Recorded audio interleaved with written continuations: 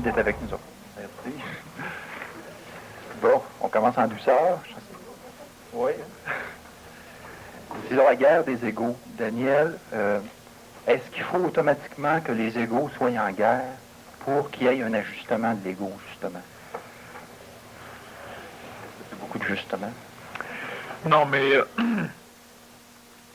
s'il doit exister une guerre entre les égaux, si c'est nécessaire, justement. Vois-tu, l'ego, c'est une densification d'énergie qui est de type, chez l'homme, astral, c'est-à-dire de type psychologique. Et cette densification est là pour fonction de cerner l'univers. Pourquoi y a-t-il densification d'énergie sous forme d'ego? Parce que ces énergies n'ont pas de cadre pour pouvoir s'identifier, pour pouvoir se reconnaître. Alors, automatiquement, elles vont se regrouper chez l'homme, elles vont créer le cadre, l'ego, et l'ego, une fois créé, aura donc comme pour fonction le fait de reconnaître les cadres. L'ego va reconnaître le cadre qui va avec ce qu'il désire. L'ego, pour reconnaître quelque chose, doit l'expérimenter, donc il doit le mémoriser. Le mémorisant, il mémorise une expérience et il mémorise ce que lui en retire de l'expérience. Lorsque l'ego s'énergise pendant l'expérience, il enregistre en même temps un plaisir ou une jouissance. Lorsque l'ego se trouve désénergisé pendant l'expérience, il en ressent une espèce de souffrance. L'ego va donc tenter de créer et de reconnaître le cadre extérieur à partir de ce qui lui plaît. Ce qui fait que l'ego va s'identifier au corps physique, donc le corps physique devra être semblable à ce qui plaît à l'ego. C'est pourquoi on va se maquiller, c'est pourquoi on va se faire des chirurgies plastiques, c'est pourquoi on va se peigner, c'est pourquoi aussi on va se laver. La majorité des égaux ne lavent pas leur corps physique par raison de propreté scientifique, beaucoup plus parce que l'odeur leur déplaît, et beaucoup plus parce que l'image qu'ils ont construite pour faire le cadre dans lequel ils vont pouvoir s'identifier, alors cette image ne doit pas être détruite par les égaux d'autrui. Pourquoi y a-t-il une guerre entre les égaux? L'ego se doit de travailler de façon à pouvoir reconnaître l'extérieur, quitte à transformer l'extérieur pour que l'extérieur puisse être reconnu par l'ego. Sinon, l'ego ne peut pas reconnaître l'extérieur. Autrement dit, tu dois décider qu'il y a un dieu de la pluie, étant donné que tu ne comprends pas le mécanisme de la pluie. Tu transformes la réalité extérieure pour pouvoir la reconnaître. Et l'ego va donc vivre sécuritairement dans un monde géré par 95 dieux si 95 états de la nature sont inexpliqués. Si je dois construire le cadre extérieur pour pouvoir me retrouver et me reconnaître, je dois construire un cadre familial, je dois construire un cadre de travail, un cadre social, pour pouvoir me retrouver. Me retrouver veut dire me sécuriser. Lorsque l'ego, lorsque l'énergie qui essaie d'évoluer et qui est suffisamment intelligente pour découvrir qu'il y a des effets dans le monde de l'évolution, mais suffisamment stupide pour découvrir qu'il y a des causes, cet ego va essayer de créer la cause, d'inventer la cause pour expliquer l'effet, sans rechercher à vérifier la cause qu'elle a inventée.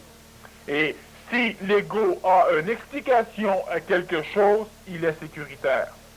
L'explication, qu'elle soit du domaine du fictif ou du domaine du réel, cela n'a aucune importance pour la psychologie humaine, cela n'a aucune importance pour l'ego, du moment que ça explique, que ça permet de construire ce cadre. Mon ego rencontre ton ego. Mon ego va donc essayer de transformer, de te transformer, de s'arranger pour qu'elle puisse te reconnaître comme l'ego veut que tu sois. Et ton ego fait la même chose. Donc, automatiquement, ton ego essaie de me manipuler de façon à me transformer pour pouvoir être assujetti à toi, et le mien essaie de te transformer pour pouvoir te reconnaître, pour pouvoir être sécure. L'une des manières d'être sécure pour l'ego humain, c'est évidemment la manipulation d'autrui, la culpabilisation. Alors, une personne peut se montrer plus puissante, elle va parler plus fort, elle va crier, elle va sacrer, elle va exprimer différentes choses pour pouvoir obliger l'autre à se définir comme l'ego le veut. Si tu as peur de moi, je me sens sécure. Et c'est la même chose pour toi. Dans un contexte familial, dans un couple, il y a deux égos qui ont une tendance normale à vouloir construire un cadre qui pourra être reconnu par un des deux égos et l'autre fait le même travail. Lorsque deux égos se rencontrent et veulent construire un cadre similaire pour leur sécurité, il va y avoir l'amour psychologique, l'amour humain. L'amour qui va être exprimé parce que tu vas te sentir sécurisé s'il y a un contact entre toi et une autre personne. Mais l'expérience de la vie, ce qui donne l'expérience à l'ego, ce qui nourrit la mémoire de l'ego, étant différente pour les deux égos, étant donné que soit que l'un reste à la maison, l'autre travaille, soit que chacun travaille différemment, les expériences de vie sont différentes, donc le cadre qui a tendance à être créé par les deux égos va avoir une tendance à changer au rythme du changement des égos, c'est-à-dire au rythme du changement de l'expérience des égos. Lorsque les deux égos similaires qui veulent construire un cadre sécuritaire similaire vivent des expériences différentes, ces deux égos se transforment donc différemment et continuellement le même processus va être en opération. L'ego ici va vouloir créer le cadre qui est continuellement changeant. Chaque personne veut améliorer sa vie, chaque personne veut améliorer sa maison, redécore différemment, bouge les meubles dans sa chambre, on retransforme. Lorsque les deux égos ont des expériences différentes après leur rencontre, ils vont avoir une tendance à imposer le changement à l'autre ego. À l'origine, les deux visaient la même chose. 10 ans après, les deux visent deux choses différentes. Ce qui fait que la majorité des personnes, des couples qui évoluent ensemble, si ils ne se connaîtraient pas présentement et qu'on les présenterait l'un l'autre, ils ne se marieraient pas. Parce que le cadre qui amène l'homme et la femme, ou qui amène les individus à s'auto-relier pour pouvoir construire un cadre sécuritaire pour l'ego, donc pour les égos, sera différent. Alors toi, tu as une femme, vous vivez ensemble, mais 10 ans après, si vous ne vous seriez jamais connus et l'on vous présenterait l'un l'autre, il y aurait de fortes possibilités pour que jamais vous ne désiriez vivre ensemble. Parce que les cadres que tu veux construire ne seraient pas les mêmes que le sien. Donc, vu que l'ego psychologique chez l'homme a une tendance innée à vouloir se sécuriser, presque toutes les maladies psychosomatiques, les maladies de la psychologie de l'homme, sont des maladies qui vont naître de la peur. Et l'homme va contrôler sa vie, l'homme, l'ego humain, va colorer le mental de l'homme de façon à ce que le mental construise des cadres sécurisants pour l'ego. L'ego ne recherche qu'une chose, la sécurité. Et cette sécurité, elle est recherchée parce que l'ego s'identifie et l'ego s'identifiant veut poursuivre son identification. Autrement dit, l'ego a peur de mourir. Autrement dit, l'ego a peur de disparaître. Autrement dit, l'ego n'est pas sûr d'exister. Et si l'ego n'est pas sûr d'exister, automatiquement l'ego va créer un cadre pour lui prouver qu'il existe. Et ce cadre ne pouvant être dans la réalité immédiate et authentique, il devra donc être dans le passé, c'est-à-dire dans la mémoire, c'est-à-dire dans l'expérience. Donc, l'ego va attacher plus d'importance aux expériences vécues qu'aux expériences à vivre, ce qui va amener l'être humain qui évolue. Plus il vieillit, moins il voudra tenter de nouvelles expériences parce qu'il calculera qu'il en aura assez. L'être humain égoïque, l'homme psychologique, mais attache plus d'importance au passé, aux expériences enregistrées qu'aux expériences à enregistrer. L'enfant veut enregistrer les expériences, mais l'ego n'est pas suffisamment identifié et l'enfant n'a pas, l'ego de l'enfant ne connaît pas le même genre de peur, aussi complexe et sécuritaire, car il y existe une peur sécuritaire pour l'ego, que l'adulte. Donc l'enfant ne le connaît pas. L'enfant va expérimenter, et expérimentant, il va découvrir des choses qui baissent le taux d'énergie de son ego, donc qui le font souffrir, et des choses qui rehaussent l'énergie de l'ego. L'enfant, découvrant cela, va lentement conceptualiser un monde duel, un monde où il y aura souffrance et où il y aura plaisir. Donc, l'enfant, adolescent, adulte, va automatiquement cadrer sa vie de façon à fuir la souffrance et à courir après la jouissance. Les deux étant intimement reliés, parce que la jouissance ne peut être vécue que dans une instantanéité, donc dans un moment présent, et les choses présentes ont une tendance dégueulasse pour l'ego, ils ont la tendance de disparaître. Et c'est normal. Vu que le présent disparaît, mon verre a une certaine quantité d'eau, si j'en bois, le niveau diminue, donc mon présent se transforme, disons que présentement l'eau s'évapore, mais ce n'est pas perçu par l'ego, le présent se transforme. Cela ne peut être sécuritaire pour l'ego, donc l'ego refuse obstinément de vivre le moment présent parce qu'il ne peut reconnaître de cadre dans lequel il pourra dire « je suis ». L'ego va donc s'attacher au passé, c'est-à-dire que j'ai eu un verre plein, donc j'ai possédé. J'ai travaillé aujourd'hui, donc j'ai vécu, donc je vis. Mais le je vis, disons, intègre toute la vie du passé, aller jusqu'à maintenant où l'ego le dit. Mais ce je vis n'intègre jamais l'avenir. L'homme qui pense à son avenir, pense toujours à son avenir en fonction de son expérience, en fonction de son passé.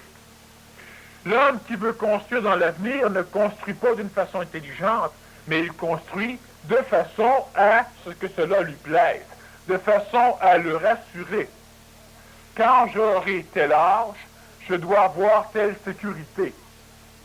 Donc, l'homme vit le moment présent à construire une sécurité pour l'avenir, et lorsqu'il sera dans cet avenir, il pourra dire « je n'ai pas vécu, j'ai passé ma vie à construire maintenant. Et maintenant que j'ai quelques années à vivre, qu'est-ce que je fais avec ce maintenant ?» Et là, l'homme découvre qu'il a perdu 70 années de sa vie à bâtir le maintenant, et le maintenant, construit comme il est, lui apporte l'idée qu'il doit vivre au jour le jour.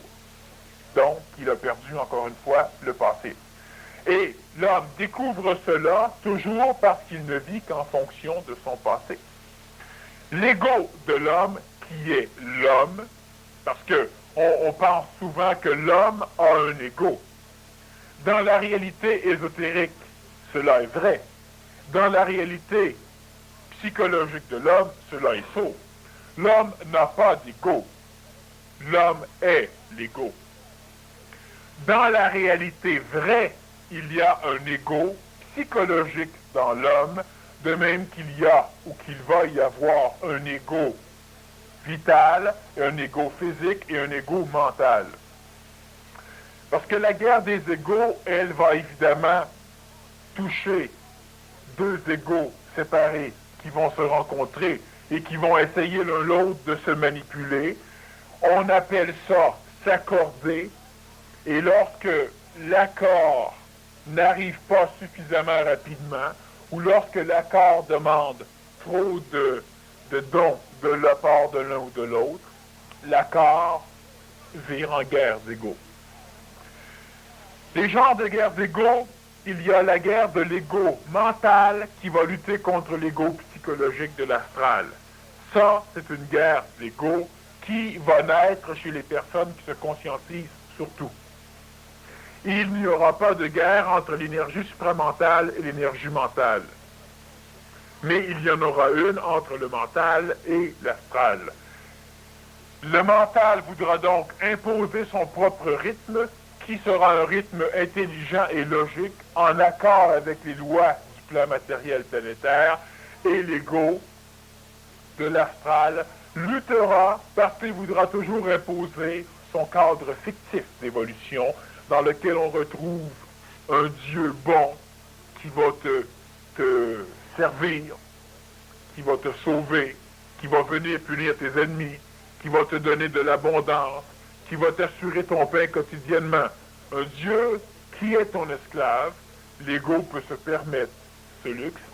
L'ego va se permettre aussi de refuser des événements réels et d'accréditer des événements fictifs. La recherche évolutive, elle est freinée par l'ego parce que l'ego lutte contre l'extérieur et contre l'ego naissant du mental. Lorsque l'ego croit à quelque chose, comme à la réincarnation, un exemple que je reprends souvent, l'ego croit à la réincarnation parce que la réincarnation lui assure sa survie après la mort du corps physique. Mais cette assurance, elle est fictive. Mais elle est suffisante. L'ego n'a pas besoin d'expérimenter la réincarnation pour pouvoir dire que c'est vrai. Juste le fait d'y croire permet à l'ego de bien dormir et permet à l'ego de mieux vivre. On appelle ça du positivisme. Et le positivisme, c'est le même genre d'expression maladive ou fictive que le négativisme, sauf qu'il énergise l'ego de façon à lui permettre de vivre des expériences. Alors donc, c'est plus bénéfique pour l'expérimentation de l'ego que le négativisme, mais lorsque l'ego se suffit dans le positivisme, il suffit de voir une chose laide et de se dire que c'est beau. Quand cela suffit à l'ego risque de passer sa vie à vivre dans un monde de plus en plus illusoire et de plus en plus éloigné de la réalité. La guerre des égos, elle existe parce qu'il y a égos. Et lorsqu'il y a égos, automatiquement, il devrait y avoir friction entre les égos, parce que chaque égo essaie de s'identifier pour se sécuriser. Et tu as un ami, on les sécure ensemble, et de temps en temps, on va se chicaner, parce que le cadre que je veux imposer n'est pas le cadre que tu veux imposer. Lorsqu'il y a égos, il y a automatiquement, on parle d'ego psychologique, cela va de soi, il y a automatiquement établissement d'un cadre qui permet à l'ego de pouvoir dire qu'il est là. Et l'ego va bâtir toute l'évolution des corps et des plans inférieurs en fonction de prouver qu'il est là et de se sécuriser dans le fait qu'il est là. Pourquoi l'homme veut évoluer? Parce que l'homme égoïque tient à connaître qu'il va continuer à vivre après la disparition du corps physique. On n'a pas besoin de lui prouver, on a juste besoin de le convaincre, c'est-à-dire qu'on a juste besoin d'énergiser suffisamment l'ego avec la théorie pour que l'ego dise « ça a de l'allure, c'est vrai, j'y crois ». Et le fait que l'ego croit, pour l'ego, c'est la même chose que de dire « cela est vrai ». Mais si cela est faux, l'ego s'en fout. L'ego naissant mental va vouloir expérimenter l'événement que l'ego psychologique croit, et l'ego psychologique ne voudra pas. C'est la deuxième guerre d'ego qui va exister entre le mental d'une personne qui se conscientise et sa psychologie qui refuse que l'on vienne fouiller dans les cadres. Pourquoi la majorité des maîtres ne veulent pas que leurs disciples aient voir dans d'autres écoles. Parce qu'il a peur que le cadre qu'il a instauré, un cadre sécuritaire, qui est sécuritaire pour ses disciples, mais qui est d'autant plus sécuritaire pour lui qu'il a des disciples qui vont y croire. Et si ses disciples s'en vont ailleurs et découvrent qu'effectivement on a des meilleurs cadres ailleurs, ben, il perd de ses disciples, donc il perd lui-même confiance en son cadre. Et cela le frustre. Est-ce qu'un ego, Daniel, peut finir par avoir confiance de façon absolue en lui-même? Autrement dit, en Jamais. réel, c'est pas possible. Jamais. L'ego qui donne l'impression qu'il a une confiance absolue en lui-même est un ego suffisamment puissant pour manipuler les égos des autres. Et lorsque quelqu'un n'est pas manipulé par lui-même, il se sent frustré. Cela ne va pas. Prends un sergent dans l'armée qui commande à tout le monde, cela va bien. Est-ce qu'il est totalement sécuritaire dans un contexte et dans un cadre qui peut être les forces armées? Oui. Et dans le cadre où tous les soldats qu'il a sous la main ont peur de lui et obéissent. Mais lorsque une tête forte embarque dessus, on doit la briser et coûte que coûte. Surtout pour l'ego militaire qui, disons, vénère les grades, donc automatiquement il y a une intelligence dans le grade, mais ce n'est pas nécessaire de détruire l'intelligence dans l'inférieur pour prouver l'intelligence dans le supérieur. Et ça, c'est ce qu'on revoit dans les forces armées. On le revoit aussi à l'école souvent chez les éducateurs. On le revoit dans plusieurs cadres sociaux, religieux, philosophiques, ésotériques, spirituels, etc. C'est un grade qui dégrade, ça. Oui. Le fait de l'ego a besoin d'être en dessus, au-dessus, pour pouvoir toujours se donner l'impression que le cadre que lui a est un cadre réel. Je suis grand prêtre, j'ai besoin de fidèles, parce que si personne ne croit en ce que je dis, je risque de douter moi-même de ce que je dis. Donc, j'ai besoin de fidèles, ce qui fait que je vais dire à mes fidèles, croyez et vous serez sauvés, et en plus, je dois dire à mes fidèles, portez la bonne parole. Plus il va y en avoir de convaincus, mais ça je ne le sais pas, plus il y en a qui vont venir ici, plus il y en a qui vont venir ici, plus je vais me sentir sécure. Donc, l'ego lutte continuellement, et l'ego qui donne l'impression d'être totalement sécure ne l'est pas. Sauf si le mental domine l'homme. Si le mental domine l'homme, l'ego psychologique n'est toujours pas sécure, mais il a appris à s'en remettre au mental pour que le mental gère sa vie. Donc, automatiquement, on a un homme qui n'est pas un homme psychologique, qui est capable de s'exprimer, de vivre, d'expérimenter. Les énergies qui évoluent continuellement dans le plan évolutionnaire, disons, d'une planète qui est reléguée dans le temps et dans l'espace, on a des énergies qui ont une tendance à augmenter en vibration, c'est-à-dire à s'élever. L'homme est le rassemblement de 4 énergies planétaires qui ont une tendance à s'élever, donc à évoluer. Mais il y a toujours des énergies galactiques qui, eux, ont une tendance à descendre, à baisser leur taux vibratoire. Ce qui fait qu'on a donc des énergies descendantes, supérieures à l'énergie planétaire, donc à l'homme, et des énergies ascendantes ou évolutives, inférieures aux énergies supérieures, c'est-à-dire extraterrestres, qui sont involutives. Qu'est-ce que l'énergie vient foutre? Pourquoi l'énergie doit-elle être descendante? Pourquoi Dieu s'intéresse-t-il à l'homme? Pas parce que Dieu a un amour psychologique et il va se sentir coupable si l'homme fait des mauvaises choses ou si l'homme disparaît. Ce n'est pas la raison qui amène les énergies supérieures à descendre.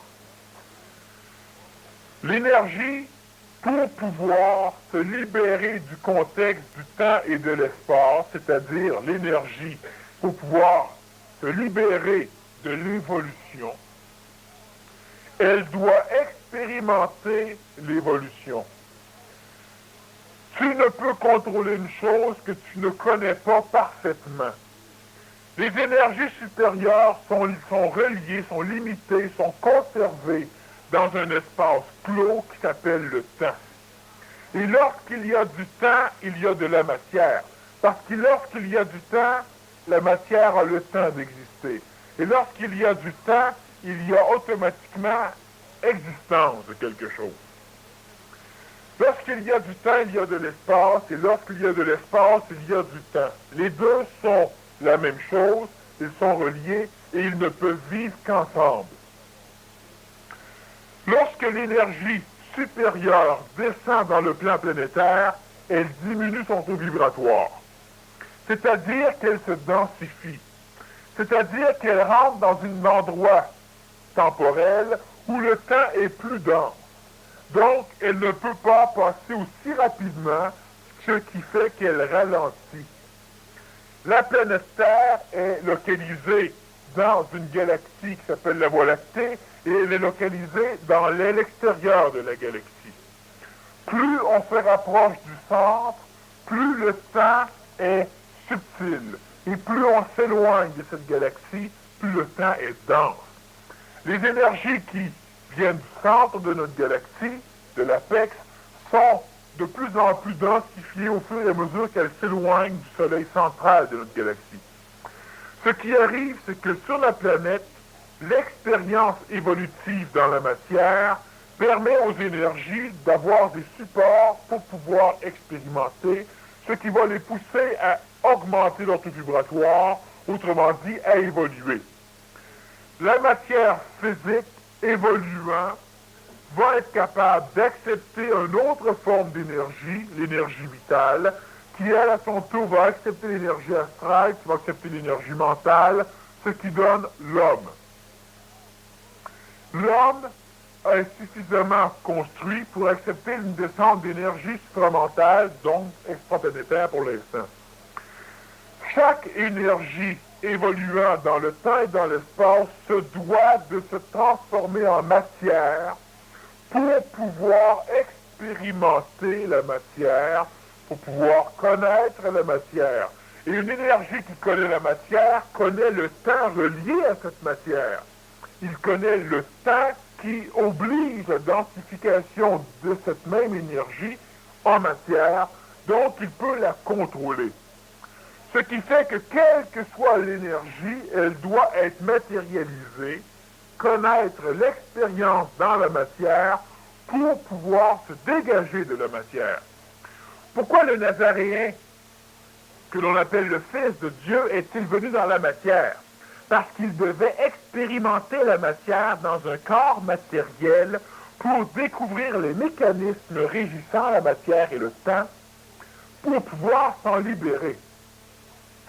Mais le plan d'évolution, les lois régissant l'évolution dans le contexte de notre galaxie, donc dans le contexte de notre planète, permettent ceci. Elles permettent à une énergie de descendre et de se densifier d'une façon telle qu'elle devient matière. Une même énergie similaire pourra, elle, venir habiter cette matière et elle n'aura pas besoin de descendre sur un même rythme que l'énergie matérielle. Donc, l'énergie X devient matière. La même énergie X n'a pas besoin de devenir matière parce que la matière peut l'accepter et elle pourra expérimenter l'expérience de la matière sans nécessairement devenir aussi bas que la matière. Elle va donc être ce que nous appelons de l'énergie vitale. La même énergie qui descend sur la planète vient dans l'être physique et vital et pourra être acceptée par amour vibratoire, par attraction, et elle pourra donc expérimenter le vécu du corps matériel sans avoir à baisser son taux vibratoire de façon à devenir matériel. Il en est de même donc pour l'énergie psychologique ou astrale. Là, on va se focaliser l'ego. Et il en est de même pour l'énergie mentale. Lorsque l'énergie mentale est suffisamment dynamisée, mais qu'elle reste reliée à l'homme dans un corps physique, cela pourra permettre à une énergie descendante supramentale de ne pas avoir à se déformer en matière, mais elle pourra l'attirer pour pouvoir venir lui offrir, disons, asile. Donc, on aura un nouveau contact avec une nouvelle forme d'énergie, l'énergie supramentale, qui permettra à tout le véhicule de toutes les énergies de pouvoir, par le biais du véhicule physique, expérimenter la matière pour pouvoir le comprendre. L'avantage de ce mécanisme, c'est que la matière ne peut comprendre la matière.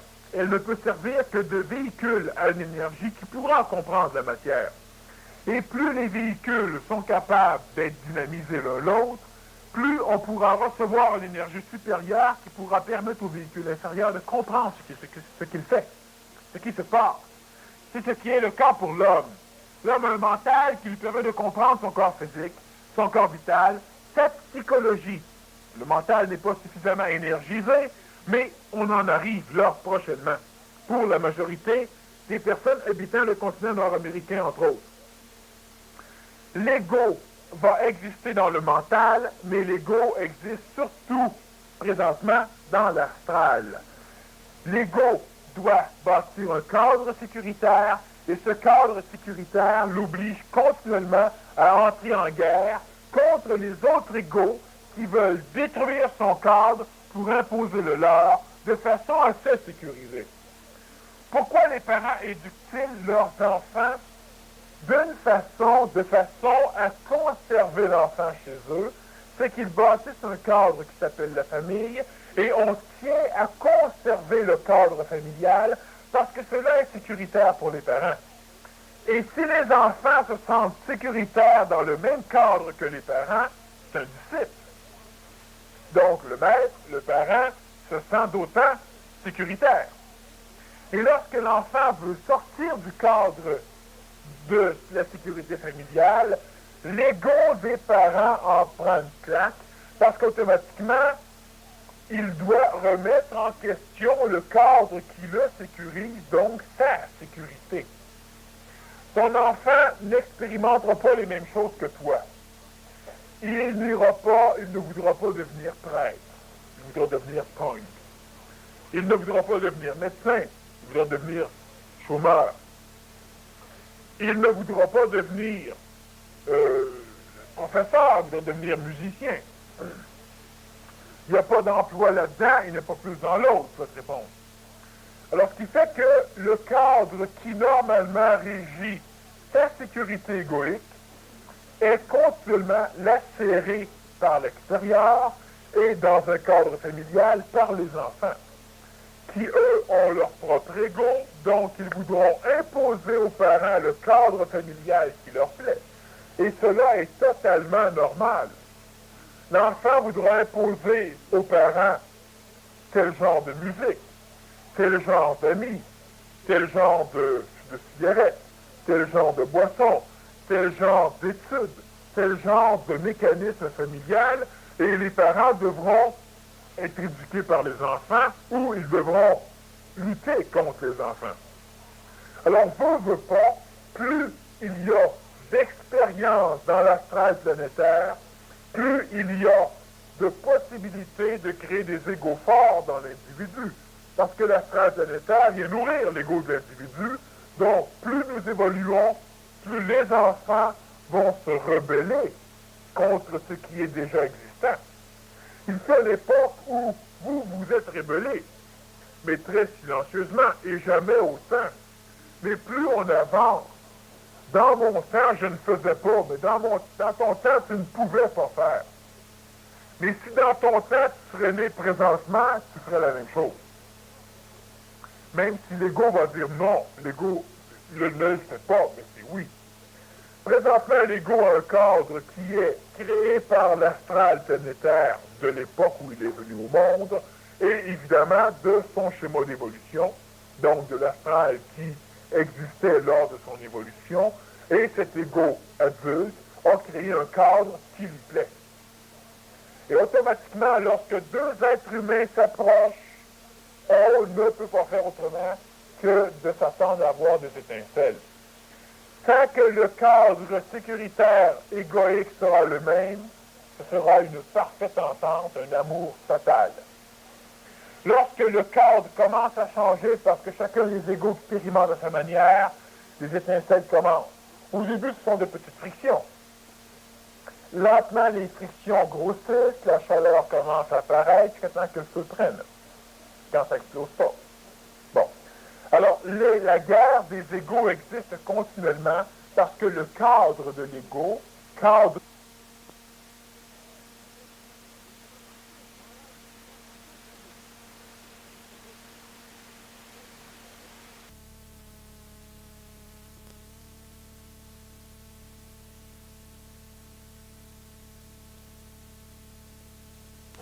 un cadre totalement illusoire qui devra continuellement être conservé par l'ego. Bon. Mais Daniel, mettons un exemple. Mettons, bon, ok. Mettons, tu me dis, mettons, Guy, t'as pas d'organisation, ok? C'est vrai. C'est vrai. À ce moment-là, ça me frustre pas, ok? Parce que c'est quelque chose que j'ai... imbécile. Parce que c'est quelque chose que je sais. Ok? Pas que je suis imbécile, mais que je sais. Ok? En tout cas, c'est déterminé. Mettons que tu me dirais, par contre, mettons que tu me mettrais en doute sur quelque chose que ça fait peut-être 10-15 ans que je me vois et que je crois. Et à ce moment-là, bon, là, c'est pas encore assez. Mais disons qu'à un moment donné, il va finir par vibrer mon ego. Mais encore là, ça dépend qui me le dit. Si c'est quelqu'un que j'ai pas de crédit dans cette personne-là, dans le sens, là, tu peux le remettre en question. Mais si tu as du crédit, c'est que lorsque tu t'approches de la personne, ton cadre de sécurité implique que la personne en fait partie. Alors, elle peut venir briser un peu, mais tu peux l'écouter, tu es en sécurité parce qu'elle fait partie de ton cadre. Et lorsque la personne ne fait plus partie du cadre, donc tu ne la crédites plus autant, elle ne peut pas venir percer ta barrière égoïque autant. La personne que tu vénères va te dire, tu devrais t'habiller différemment. Ah ben peut-être. Le gars qui passe sur la rue te regarde, puis il dit la même affaire. Ah là, c'est pareil sans doute.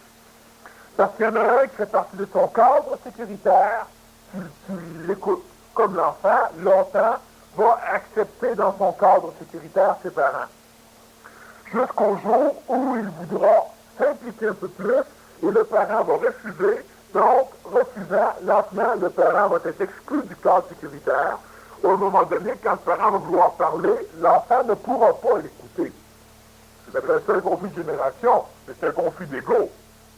C'est pas un conflit de génération. Les adultes s'entendent aussi mal entre eux qu'ils s'entendent avec les enfants. C'est pas un conflit de génération.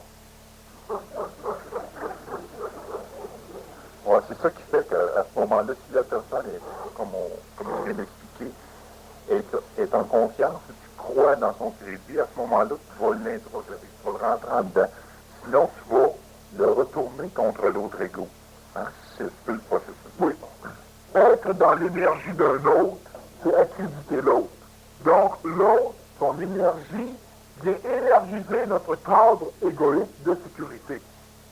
Être dans son énergie, cela veut dire évidemment avoir son propre cadre de sécurité. Mais être dans son énergie, lorsque l'on parle du plan mental, cela veut dire être capable de percer. On laisse faire le cadre sécuritaire de l'ego parce que l'on découvre que ce n'est pas un cadre illusoire qui va nous permettre à un moment donné de comprendre et de s'en sortir, mais c'est de le cadre réel. Et l'ego va lutter contre la découverte du cadre réel parce qu'automatiquement, c'est la pire menace qu'il n'aura jamais vécue, la conscientisation ou l'évolution, parce que là, son cadre fictif devra carrément être balayé. Moi, il y a plusieurs personnes qui viennent m'entendre et qui se sentent frustrés. Ils vont dire pour qui se prend. Parce que je parle pas au nom d'autres. Mais si je dis, Bouddha a dit, ah, tout le monde m'écoute. Si je leur dis en pleine face, ah là, c'est pareil sans tout, mais c'est la même chose. Mais si c'est Bouddha, ah, c'est vrai, c'est Bouddha, c'est bien beau. Mais ça change rien parce que j'attaque pas l'ego. Et l'ego est le frein dans l'évolution, donc on doit agresser l'ego. Qu'est-ce que l'évolution fait chez vous? Elle agresse continuellement votre ego. Votre auto, elle est toute crottée. Quelqu'un passe, puis vous dit, vous devriez la laver plus souvent. Là, vous pensez que c'est vous que devriez vous laver. L'ego est continuellement agressé parce qu'il implique dans sa sécurité un cadre qui n'est pas réel. Ton auto rouille, tu as l'impression que c'est toi qui rouille. Que toi, ta face, tu l'adores, tu la changes, tu la caches, tu fais quelque chose avec. Ou ton char, tu t'en fous, mais tu es aussi habillé comme ton char, donc tu te fous de toi. Tu te la poses souvent que tu laves ton char, mais il y a des relations que tu peux faire. Ce qui va arriver, c'est ça continuellement. La personne qui est crottée, que son char est propre, c'est simplement qu'elle s'identifie plus dans son auto que dans son corps. Donc, elle lave son char, elle se sent propre. Il y a plusieurs personnes qui sont comme ça, qui vont arriver extrêmement bien habillées pour chez vous, mais vous n'inviteront pas chez eux. Parce que le cadre où ils s'identifient n'est pas le même que chez vous. Toi, je vais chez vous, c'est toujours propre, tu peux pas, tu trembles de des palpitations, moindrement qu'il y a une affaire qui croche, si quelqu'un vient. Parce que tu t'identifies, ton ego s'identifie dans la maison, le cadre sécuritaire est là, et on doit te dire que c'est bon chez vous, pour que ton cadre sécuritaire ne soit pas agressé. Et lorsque le voisin amène ses enfants, son chien, qui met des poils partout, puis les enfants qui montent avec le soleil du sofa, ton cadre est réellement agressé et tu n'aimes pas ça. Parce que, et ça, tu devras l'expérimenter, l'ego sera continuellement agressé et le travail de l'ego sera d'inventer la politesse, d'inventer des cadres sociaux qui permettent à deux égos de lutter l'un contre l'autre sans que les deux s'en rendent compte qu'ils luttent l'un contre l'autre. Alors, on l'a déjà vu à une conférence à un moment donné, comment trouves-tu mon nouveau chapeau? Tu obliges l'autre à dire qu'il est beau. Parce que s'il dit qu'il est laid, tu vas te sentir comment? Alors la politesse, c'est que le cadre que l'ego a formé pour que, très très bon, pendant tu peux penser n'importe quoi. Ce que l'autre ne sait pas, ça ne le dérange pas. Mais au niveau mental, ce que le mental ne sait pas, ça le dérange. Au niveau de l'ego, ce qu'il sait, ça le dérange. Et l'évolution s'est faite par le mental et non pas par la psychologie. Elle s'est faite par l'ego longtemps. On avait des égos religieux qui nous ont permis, au nom de Dieu, de massacrer les infidèles de ceux qui ne croyaient pas. Bon, on a des égos politiques aussi qui permettent encore aujourd'hui d'étendre notre contexte politique à l'échelle de la planète, quitte à tuer tous ceux qui sont contre. On a l'exemple avec le communisme, on a l'exemple avec d'autres genres. On a donc des égos qui sont privés, individuels, un ego familial, un ego national, un ego même planétaire. Bon, l'ego va expérimenter les injures, la souffrance, il n'y a que l'ego qui souffre. Un corps qui est mort ne souffre pas, coupé en morceaux ne souffre pas. Ton ego, si je venais suivre ton corps, donc, l'ego n'a plus de contact avec le corps, ton corps est anesthésié, c'est-à-dire que les sens ne transmettent plus au cerveau, qui lui va transformer en énergie astrale l'information. Donc, l'ego n'est plus informé. Alors là encore, une fois, je peux t'opérer, je peux te circuler, je peux faire n'importe quoi. Lorsque l'ego prend conscience du résultat, le résultat il est comme l'ego le voulait. Sinon, l'ego se sent mal. Certaines personnes sont totalement insécures parce qu'ils ont un gros bouton dans le visage. Alors, ils ne pourront pas sortir en public, ils vont se limiter dans la vie parce que leur cadre de sécurité Eux autres croient que le petit bouton se pèse dessus, que ça brise tout le cadre de sécurité. Alors tu arrives chez quelqu'un et tu lui parles de l'infirmité qu'il a. C'est comme le bouton plein visage. Et automatiquement, l'ego, tout son cadre se trouve détruit parce que l'ego a décidé que cette chose-là ne devrait pas exister. Donc, l'ego se bâtit lui-même des mécanismes où on peut le détruire. Ces mécanismes sont les injures. Ils sont différents moyens. Si tu es mental, moi, lorsque je fais une conférence et où je m'adresse à l'être mental du public et non pas à l'être psychologique, moi, ma fonction, c'est pas de flatter l'ego du monde, c'est pas de leur dire qu'ils sont bien beaux, c'est de leur dire ce qu'ils sont. Et de temps en temps, on me dit, mais tu devrais vous donner des petits encouragements. Ben oui, ben payez 50 pièces de plus, puis allez voir un voisin, il va vous en donner des encouragements. Mais moi, je suis pas là pour vous dire, ah ben vous ne travaillez pas assez fort, mais vous faites quand même ce que vous pouvez faire, c'est bon, lâchez pas, c'est parfait. Ça fait des milliers d'années qu'on le dit au monde, puis le monde, ben écoute, il reste ce qu'ils sont. Flatter l'ego, c'est une chose. C'est quoi flatter l'ego? C'est simplement venir nourrir le cadre de sécurité ou venir dire à l'ego que le cadre est bon. C'est moi, j'ai peur de belles choses et je pense que c'est normal dans l'état où je suis. Ah, c'est totalement normal. Ah, ben, c'est normal, c'est bien correct. Mais si c'est complètement anormal, ah là, je commence à être peurant. C'est anormal, c'est en train de devenir un dieu, c'est normal pour un dieu. Ah, là, ça va bien. Qu'est-ce qui est anormal, puis qu'est-ce qui est normal? Il n'y a rien d'anormal. Ce qui arrive, arrive. Mais toi, pour te sécuriser, tu dois rentrer dans un cadre normal. L'ego individuel est assujetti à l'ego de la masse.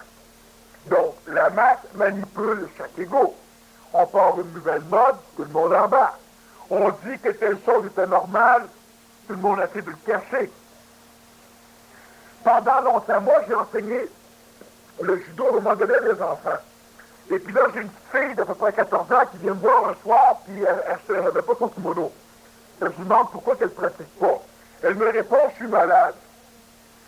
Ben, pourquoi t'es venu si t'es malade? Elle dit, non, ben, je suis malade, mais pas... C'est pas une maladie, ça. Il a fallu que je dise en pleine face que c'était pas une maladie. C'est comme si c'était absolument impur d'être menstrué. Ben, il m'a dit franchement, l'humanité, elle est réellement impure, il faut qu'on commence à définir tout ce qu'il est. C'est pas plus impur parce que tu le dis, quand c'est normal. C'est normal. C'est grâce à ça que l'humanité continue à vivre. Alors, je suis malade. On a tellement de protection. Elle avait cru, parce qu'on lui a inculqué, que pour la sécurité psychologique, ben ces choses-là, ça se parle peut-être juste entre femmes, ou ça se parle pas du tout, ou un paquet d'affaires. Mais je sais que l'éducation, longtemps, a dit que c'est une maladie. Il y en a qui se rendent malades avec ça. Mais Daniel, si on regarde, une personne se lève le matin de bonne humeur, tout ça, elle est capable d'en prendre, son ego est capable d'en prendre. Mais quand la journée est avancée, qu'elle commence à être fatiguée, se fait piler ses pieds, c'est une autre affaire. Voilà. Qu'est-ce qui se passe Lorsque tu es fatigué, bonne question, tout au long de la journée, l'astral, l'ego, va se servir du corps humain pour s'exprimer, pour essayer de confirmer le cadre de sécurité dans lequel il évolue, et pour essayer donc de transformer le cadre des autres. C'est-à-dire que moi, si mon corps est gros comme ça, je te le tiens gros de même, quand je m'approche de toi, ou le mien rentre dans le tien, ou le tien rentre dans le mien, ou les deux se luttent l'un l'autre. C'est la guerre des égaux. Lorsque je vis ma journée, je puise dans l'énergie vitale et dans l'énergie physique pour assurer mon cadre sécuritaire de l'ego. Alors, je rentre quelque part et je parle fort, je crie, j'ai mes baguettes en l'air, donc je me sers de l'énergie vitale, j'épuise mon corps, je me sers de l'énergie corporelle pour exprimer, pour confirmer les croyances de l'ego. Et ce qui épuise l'énergie physique, donc brime son évolution, l'énergie vitale, donc brime son évolution, Et lorsque l'ego se sert de l'énergie intellectuelle, du mental naissant, pour disons, convaincre autrui qu'il a raison, donc il se sert encore une fois de l'énergie mentale à ses propres fins, automatiquement, il épuise tous les plans sauf le sien. Et lorsque le corps physique est suffisamment épuisé, lorsque le corps vital est suffisamment épuisé, lorsque l'homme est fatigué, l'énergie vitale est obligée de puiser dans l'énergie de l'astral pour pouvoir s'auto-énergiser. Donc, il doit faire involuer l'astral pour pouvoir le transformer en énergie vitale ou en énergie physique, pour pouvoir le stimuler. L'énergie astrale est extrêmement fatiguée et il y a un accident ou il y a quelque chose de dangereux pour toi, ton corps physique n'est plus fatigué, ton corps vital n'est plus fatigué, tu es debout, tu peux courir longtemps. Donc, tu es capable de transformer volontairement par ta psychologie heureuse de l'énergie du bas astral en énergie vitale et physique pour dynamiser ton corps pour pouvoir faire quelque chose. Mais lorsque ça ne te tente pas, pourquoi penses-tu que l'être humain est paresseux? Parce que l'ego tient à ramasser l'énergie du mental pour le nourrir, l'énergie du physique et du vital pour le nourrir, donc il ne veut pas que le corps physique bouge trop. Il ne veut pas que le corps mental pense trop, parce que cela prend de l'énergie dans le mental, donc moins pour l'astral, prend de l'énergie dans le physique et dans le vital, donc moins pour l'ego. Lorsque tu es couché et que tu veux te lever, qu'il y a sonne, qu'est-ce qui est fatigué? C'est pas le corps physique, c'est l'ego qui dit « Ah merde, pas déjà ». Puis là, il voit tout ce qu'il y a à faire, il voit comment il est bien, il voit comment il était bien, il aimerait continuer. C'est l'ego qui est paresseux. Pas le physique ni le mental. Le mental, il pense. À un moment donné, l'ego vient dire, ouais, disons, si tu irais prendre une bière, ça serait bien mieux. C'est l'ego qui est paresseux. Il n'y a rien d'autre que l'ego qui est paresseux, qui est peureux, puis qui a tous les problèmes de l'homme.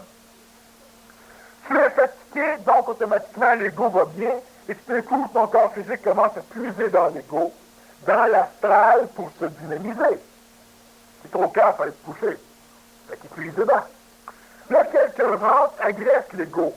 L'ego est déjà tellement occupé à essayer de ne pas donner d'énergie que quand tu pénètres, alors automatiquement, il n'en a pas suffisamment pour lutter, c'est-à-dire pour te convaincre, pour préserver. Alors automatiquement, la colère, c'est-à-dire qu'une forme d'expression de l'ego, une forme sécuritaire de l'ego, une espèce de soupape de sécurité, va entrer en fonction. Ça va être la colère, ça va être l'irritation, c'est facilement irritable. Donc, automatiquement, tu réagis rapidement parce que la dose d'énergie de l'ego, elle est diminuée parce que captée par l'énergie vitale et physique, et c'est normal qu'ils en captent, le corps physique doit vivre en priorité bien avant l'ego. Donc, automatiquement, tu n'as pas l'énergie suffisante pour pouvoir assurer ton corps. Donc, la colère dynamise, énergise, et normalement, la colère est suffisante pour écraser l'autre. Alors, ton enfant vient te voir, t'es fatigué, tu donnes 3-4 bêtises, puis ça va, puis ça rapide le reste de la soirée. C'est la même chose pour à peu près n'importe quel genre d'événement où l'être humain étant fatigué devient beaucoup plus colérique et irritable. Et c'est normal parce que l'ego a une perte d'énergie qui est captée par l'énergie vitale et physique qui en ont besoin. Tout au long de la vie, l'ego se dynamise à partir du corps physique, du corps mental et du corps vital. Alors à un moment donné, karma. Et dans une fatigue extrême, tu vas voir que le mental se met à faire passer tout un scénario qui empêche même la personne de dormir, qui a une perte d'énergie encore. Lorsque tu es suffisamment fatigué ou lorsque tu es dans un état où l'ego s'est vu suffisamment puiser de l'énergie pour qu'elle ne puisse même plus émettre la colère, émettre des mécanismes de protection, automatiquement le corps physique vit librement, le corps vital commence à se réénergiser. Cela ne veut pas dire que tu pourras courir. Ça dépend de l'état de faiblesse que tu es rendu. Mais l'ego n'est plus suffisamment dynamisé qu'il est prêt à accepter n'importe quoi, c'est-à-dire qu'il n'a plus d'énergie pour assurer son mécanisme de sécurité illusoire. Alors, soit que si le mental est suffisamment dynamisé, le mental se met à fonctionner, ça va être le but d'un jeûne prolongé dans une tentation, par exemple, comme les Amérindiens le faisaient, et comme différentes religions l'ont fait, épuiser le corps physique suffisamment et purifier en même temps des toxines de corps physique pour puiser dans l'ego l'énergie nécessaire à la survie du corps. On ne sait pas pourquoi on le fait, mais c'est le résultat que cela va donner. Donc, après un certain laps de temps, l'ego est suffisamment détruit, mais non pas détruit à coups de marteau, pas dans une guerre d'ego, que le mental peut commencer à fonctionner et à énergiser d'une manière reprogrammer l'ego de façon à ce qu'il laisse libre chemin au mental et aux énergies inférieures. Plus tu vas être fatigué, plus tu vas être colérique jusqu'à un point où tu ne le seras plus.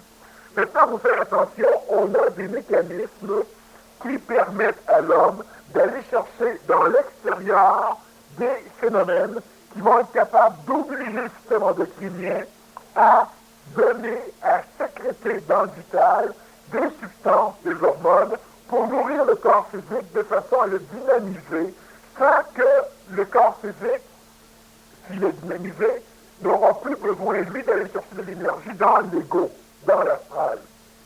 Donc, une personne fatiguée va prendre du café et ça le remonte. Qu'est-ce que cela fait? Cela fait que biologiquement, on a donc des sécrétions hormonales, on a des correspondances chimiques qui donnent au corps le dynamisme temporaire nécessaire pour que l'ego puisse s'en servir de façon à continuer à expérimenter ce qu'il veut expérimenter et pouvoir continuer à se dynamiser sans que le physique puisse venir tirer de l'énergie de l'ego.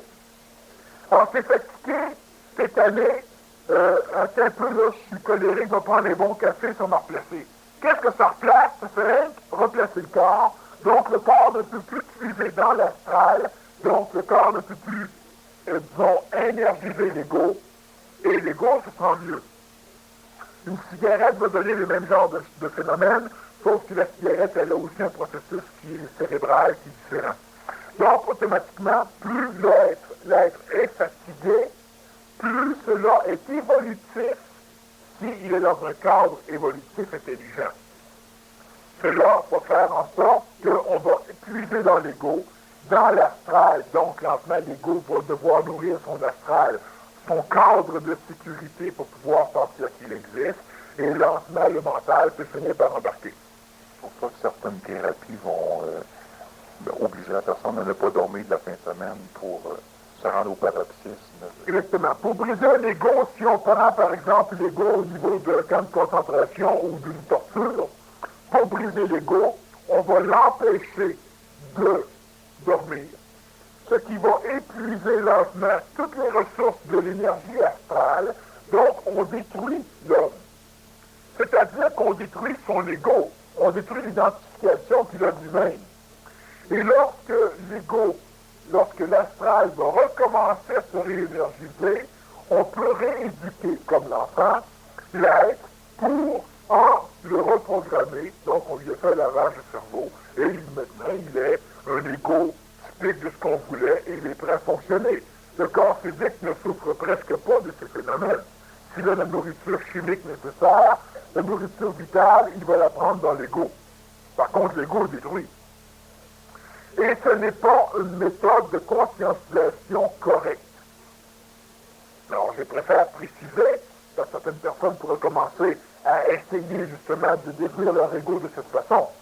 Lorsque l'ego est détruit de cette façon, il n'y a plus d'ego, cela va de soi. Mais il y a la place pour un autre ego, qui va être construit à partir de tout l'extérieur. L'ego va être détruit lorsque le mental va être suffisamment dynamisé pour lui puiser dans l'ego et transformer l'énergie astrale en énergie mentale. Il n'y aura plus d'ego chez l'homme, plus de guerre d'ego, mais il y aura un mental suffisamment dynamisé. Si présentement on détruit l'ego, on puise dans l'énergie astrale et il n'y a plus. On va avoir l'énergie physique, l'énergie vitale, l'énergie mentale va flotter, mais ne pourra plus se relier à l'homme, parce que l'homme va avoir détruit son énergie astrale. L'énergie astrale devra être balayée, c'est-à-dire être transmué en énergie mentale et non pas en énergie vitale.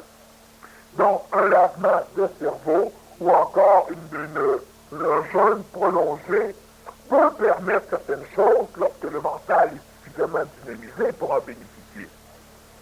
Mais sinon, l'ego va disparaître et le mental ne sera pas plus existant. On aura l'être humaine, c'est tout. Si on ferait un lien avec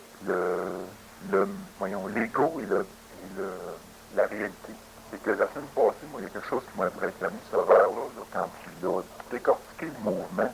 C'est comme si à un moment donné, ça fait 2 fois dans ma vie que j'ai un flash où je deviens presque proche de voir ce que c'est la réalité, mais il y a une membrane qui sépare. C'est quoi? C'est l'ego, ça? Non. La mission de pensée fait office de lunettes soleil ou de diaphragme. Lorsque ton énergie mentale égoïste, l'énergie de l'homme, terre, lorsque toi, tu es suffisamment dynamisé, énergisé, pour pouvoir recevoir une dose plus importante d'énergie intelligente, d'énergie supramentale, le focus, le diaphragme de l'addition de pensée va avoir tendance à s'ouvrir. Laissez passer juste ce qu'il faut, mais pas plus. C'est intelligent. Et non pas, cela n'est pas dirigé par je veux en avoir, je veux comprendre, ça ne marche pas. Alors tu viens presque à comprendre, et lorsque cela vient, le diaphragme se referme parce qu'on a suffisamment dynamisé, tu as été suffisamment dynamisé pour ne pas risquer de problème. Alors automatiquement on referme le diaphragme, ce qui fait que tu ne vois pas tout à fait ce que tu pourrais presque percevoir. L'énergie pénètre et l'énergie ne peut pas être transmuée en compréhension parce que tu n'as pas la parole ajustée, parce que tu n'as pas la pensée ajustée, donc parce que tu n'es pas suffisamment en relation, en communication avec ton ajusteur de pensée. Lui commence à faire les premiers pas, et présentement tu n'es pas encore suffisamment conscientisé pour pouvoir faire aussi en sens inverse les pas qui devraient être faits et qui vont être faits à un moment donné. Donc, automatiquement, tu as presque la vision sans la voir. On appelle ça une illumination dans le sens spirituel. Certains êtres ont eu une illumination et se sont nourris tout le restant de leur jour de cette illumination sans se rendre compte qu'ils ont eu une connaissance fondamentale à un moment donné et maintenant elle est expérientielle, elle est astrale et au lieu de s'en nourrir pour diriger sa vie, on devrait maintenant l'oublier pour avoir d'autres illuminations. Alors, c'est simplement ce mécanisme qui s'est passé. C'est comme en fait, pour être en contact avec la réalité, il faudrait toujours que les mouvements de la vie que soient tous décortiqués comme ça, comme tu l'as fait à un instant précis. C'est pas possible. C'est totalement possible à la condition que ce ne soit pas l'astral, l'ego de l'homme qui veulent faire ça. L'ego apprend.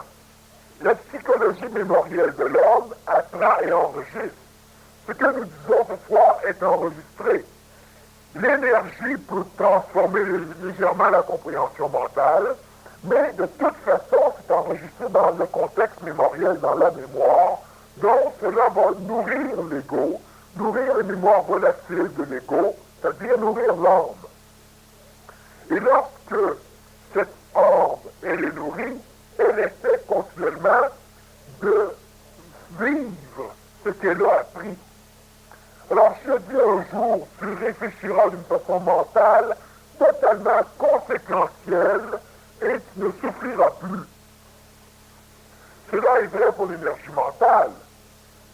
Mais automatiquement, l'ego désire faire ce cheminement. L'ego désire ne plus souffrir, mais il veut continuer à avoir l'impression qu'il existe. Vois-tu, le corps physique existe, mais il n'a pas besoin de preuves. Il ne la recherche pas. Le corps mental existe et il ne recherche pas de preuves. Le corps astral existe et lui veut une preuve. Sa première preuve sera la densification vérification l'ego, et l'ego essaiera de contrôler la preuve de façon à ce qu'elle soit de plus en plus tangible. Si l'ego ignore il existe toujours. Un enfant qui vient au monde ne sait même pas qu'il vit, mais il vit. Et lorsque il aura une soif de savoir qu'il vit pour se sécuriser, il aura automatiquement peur de mourir. Et commence le processus qui porte pousse l'homme à évoluer. La recherche d'un cadre sécuritaire outre-tombe. Mais le mental n'en a pas besoin, l'ego psychologique en a besoin. Lorsque l'ego va cesser de rechercher à construire un cadre, parce que l'ego a besoin de savoir qui il est, lorsque l'ego dit « je pense donc je suis », en réalité, l'ego devrait dire « je pensais donc j'étais ». Mais il n'est jamais dans la réalité. Il était. Je prends conscience que je pense, et c'est toujours mémoriel, donc j'étais. Mais il se complaît à dire je suis. Il n'est jamais rien d'autre qu'une illusion, qu'une réplique de la réalité. Mais celui qui n'a pas conscience qu'il existe ne peut pas souffrir non plus. Lorsque le Bushido, le code du guerrier samouraï, déclarait que le meilleur des savoirs-vivre, c'est le savoir mourir, cela est totalement authentique et cela est l'apanage d'une énergie mentale qui essaie de dresser l'ego. Tu ne pourras pas vivre pleinement, totalement, authentiquement et tenter des expériences bénéfiques que si tu n'as pas peur de perdre la face ou de perdre la vie. Lorsqu'une personne perd la face, lorsque l'ego est magané lors d'une guerre d'ego, l'ego va mettre plus d'énergie à reconstruire l'image qu'il pourrait en mettre à essayer de vivre. Une personne qui se suicide est une personne qui n'a plus d'image. Et elle ne luttera jamais pour vivre. Tant que la personne a une image sécuritaire autour d'elle, l'ego va vouloir donc continuer à vivre, conserver la vie dans le corps humain. Mais la personne va mettre beaucoup plus d'énergie à préserver son image, parce que c'est l'ego qui domine, c'est l'ego qui veut vivre. Et l'ego qui n'a plus d'image, qui est en correspondance avec ses désirs, ne voit plus d'utilité à la vie. Il ne voit plus de plaisir à la vie. Il finit par dire à quoi bon vivre. Tout ce que j'ai essayé n'arrive pas. J'ai tout perdu ce que j'avais. Et c'est normal, tout le monde perd continuellement ce qu'il a.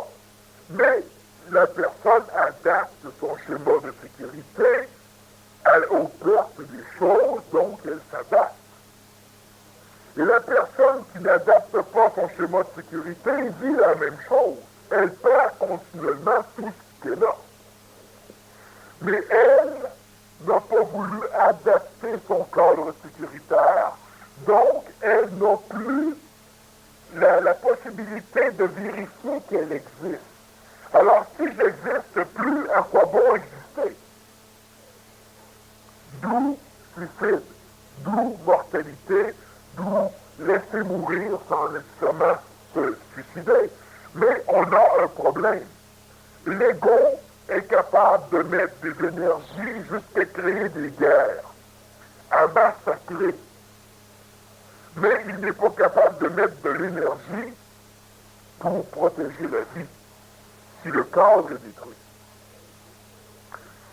La guerre des égaux, elle est normale lorsqu'il y a égaux, il y a cadre qui donne l'importance à l'ego, il y a un cadre qui permet à l'ego de se retrouver. Et plus l'ego veut se retrouver, plus il met de l'importance dans le cadre. Plus il met de l'importance dans le cadre, plus il va lutter contre la destruction de ce cadre.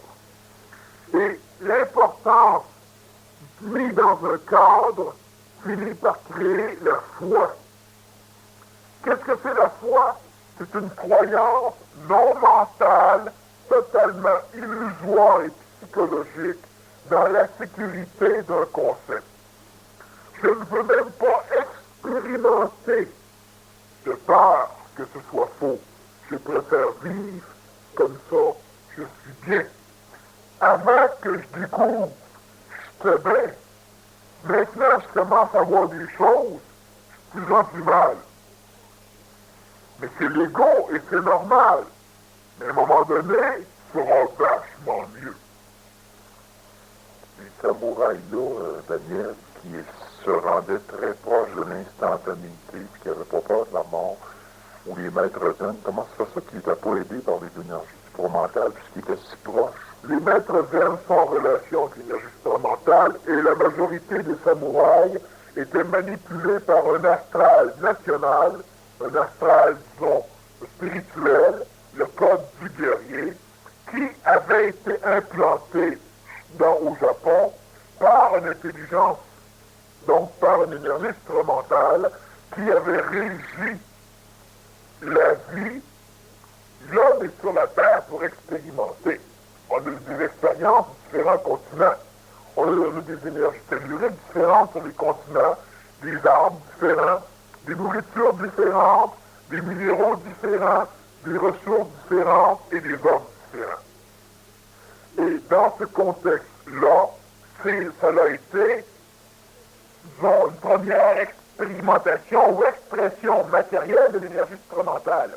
Mais les Japonais étaient manipulés par l'égrégore, disons, intelligent, mais astral de la nation.